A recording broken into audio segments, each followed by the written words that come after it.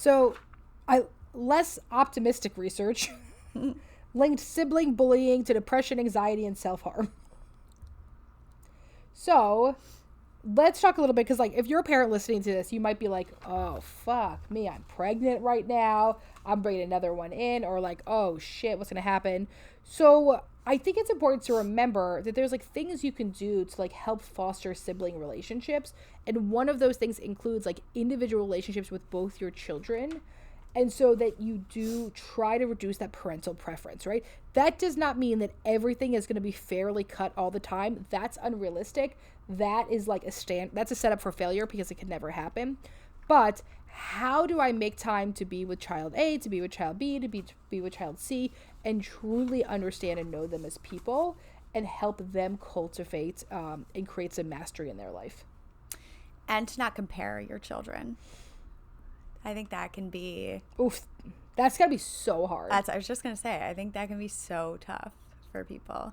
I mean, parents are so human. And right. Also parents are growing up at the same exact time as their kids. Right. And so, but that's important. Your children are two very different people. And, you know, to say to your one kid, oh, well, Jimmy is doing this, this, and this. Why can't you? Right? Yeah. It keeps them from the ability to develop their own sense of self, right? Where you're just constantly being compared to others. Sometimes then they grow up comparing themselves to everyone around them, because maybe that's the way that they found self-worth or they found love in the relationship. So that's something to be very wary of, is to not compare your children. And the other thing the research really does indicate is if your siblings are being aggressive towards each other, that you should intervene.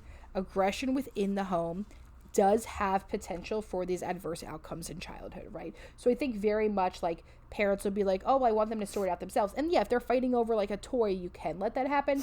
But if there is aggression, then like that's where they're saying, that's when like researchers agree that it becomes problematic. Yeah. I mean, it's really... You want to talk about kicking a hole in the wall? I know. I'm like, you weren't kicking him. I don't know. I think kicking a hole in the wall, you know, one or a few times to get aggression out, I don't see that as like an overly aggressive thing. But what it does tell me is that you needed some additional coping skills. I didn't have have how to handle that. I did not have them. You probably also didn't have verbalization. I mean, clearly, my grandparents said they didn't hear me speak till I was 16. I couldn't say a word. But I also think I had very thin walls, right? Like, how strong was I as like a... You know, those walls had to be pretty thin. Right. I know, you're such a little asparagus. Like, right. Like, you picture me, like, kicking in a wall? No, never. I would think the wall would just kick you back. I think it did. I was like, never doing that again.